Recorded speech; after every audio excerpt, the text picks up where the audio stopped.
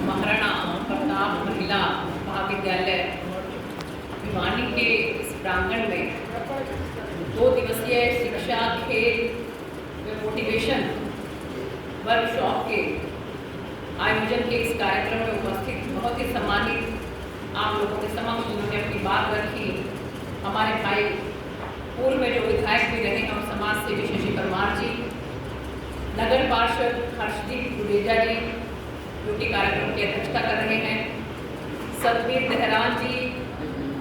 जो कि प्रतिभा विकास मंच आज जिसके तत्वाधान में ये कार्यक्रम हो रहा है उसके अध्यक्ष हैं भाई सतवीर देहरान जी, हमारे रामेश्वर जी, राजेश खंडवाल जी, करतार जी, राजेश खटक जी और मेरे समक्ष बैठे हुए सम्मानित मंच और मेरे समक्ष बैठे हुए मान सम्मान के योग्य मेरे बड़े बुजुर्गों, माताओं, बहनों, प्यारे भाइयों और बहुत ही प्यारे बच्चों, मुझे बहुत खुशी है इस बात की कि प्रतिभा विकास मंच जो है वो लगातार पिछले कई सालों से हमारे समाज में, वंचित समाज में, शोषित समाज में जो बच्चे हैं उनकी प्रतिभा को निखारने का काम करता है, चाहे वो शिक्षा में हो, चाहे वो खेलों में हो। और देखिए कि कोई समाज जो है वो तभी आगे बढ़ सकता है कि जब हम एक दूसरे का हाथ पकड़कर आगे बढ़ें। मैं देख रही हूँ यहाँ पर जगह जगह पर जितनी भी महान विभूतियों की तस्वीरें लगी हुई हैं उसमें हम देख रहे हैं कि ये जिस नाम से महाराणा प्रताप जी के नाम से ये जो महाविद्यालय है, तो आप लोगों को ध्यान होगा कि कितनी कठिनाइयों का सामना उनको करना पड़ा था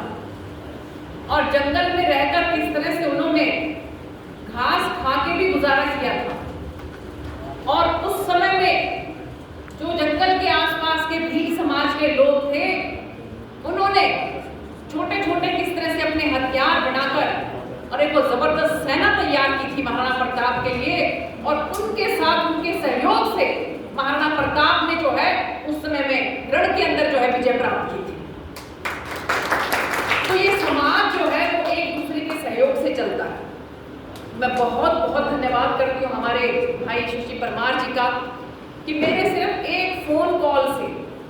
जब मैंने उनको कहा कि यहाँ पर छोटे छोटे बच्चों की 2 दिन की वर्कशॉप चलेगी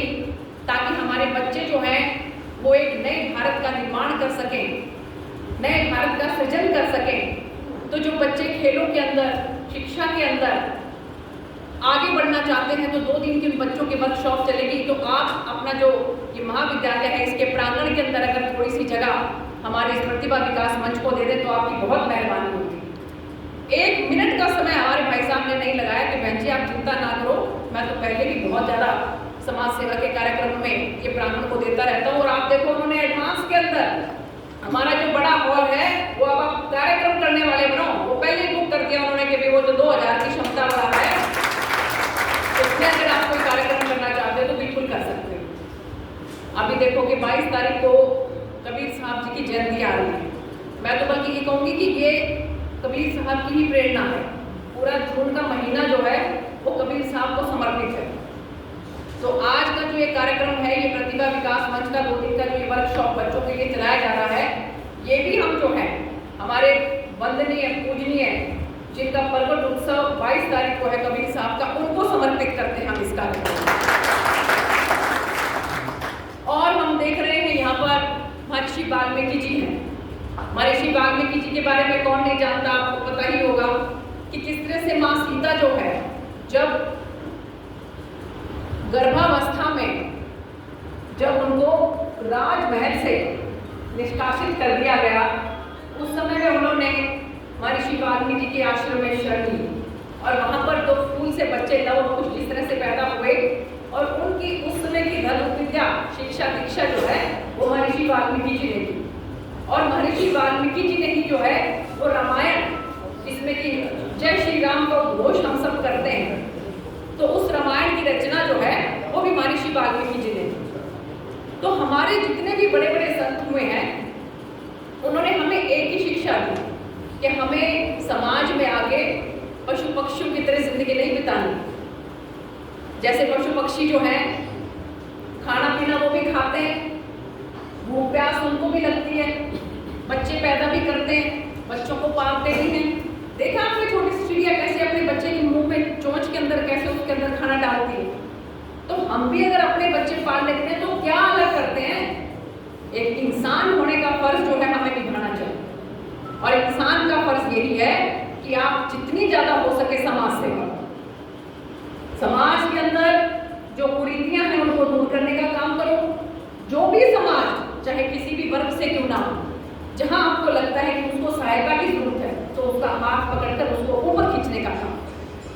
क्योंकि ये समाज जो है, इस समाज से ही हमारा देश बनता है, समाज से ही हमारे देश का निर्माण होता है। अगर हमारा समाज अच्छा होगा तो हमारा देश धीरे धीरे, जो माननीय प्रधानमंत्री जी की सोच है कि विश्व गुरु होना चाहिए, पूरी दुनिया के अंदर उसका परचम लहराए। तो इसलिए ये बहुत जरूरी है कि अगर शशि परमार जी सक्षम है तो वो इस समाज को आगे बढ़ाने के लिए, जैसे 2 दिन के लिए वर्कशॉप के लिए जगह दे दी, और इससे भी ज्यादा उन्होंने कहा है कि जिस भी बच्चे को यहाँ पर शिक्षा के लिए भी जरूरत हो, गरीब परिवार से बच्चा है, उसकी सहायता करने के लिए भी परमार साहब तैयार हैं। वो बच्चे यहाँ पर आकर एडमिशन लेकर पढ़ाई करते हैं।